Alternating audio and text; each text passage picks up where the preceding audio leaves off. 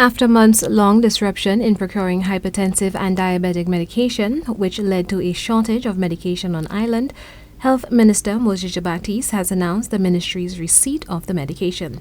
Baptiste linked the shortage to a disruption in the supply chain. Over the last few months, we had a challenge, and I did speak to this in the press. We had a challenge with diabetic and hypertensive medication, and that had to do with supply chain issues.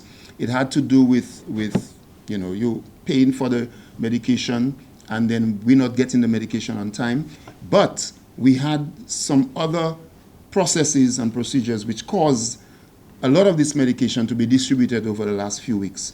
The health minister addressed the supply issue with these medications in relation to concerns of the clarity and services under the Golden 80 Plus healthcare package. Despite this, he notes the ministry still does not have all the medication they require to meet the demand. However, they are working on it.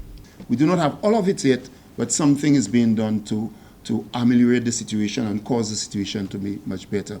There are times when you don't get all of the medication, but this is the policy with the 80 plus. In the upcoming budget, we should be in a situation in the upcoming budget to explain how we are going to extend this service.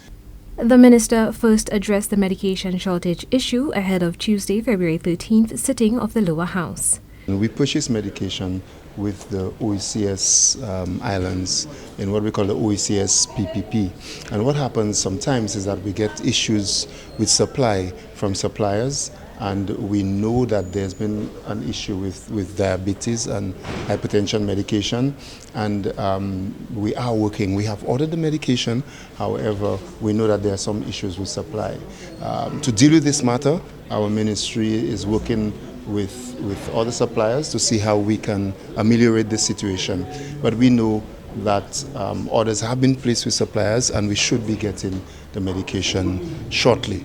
Diabetes is among the top 4 causes of death, respectively, for the last 10 years in St. Lucia, with males accounting for 56% of all the deaths in 2020, as stated in a January 10th press release by the Ministry of Health, Wellness and Elderly Affairs. For Choice News Now, I am Chelsea Austinay.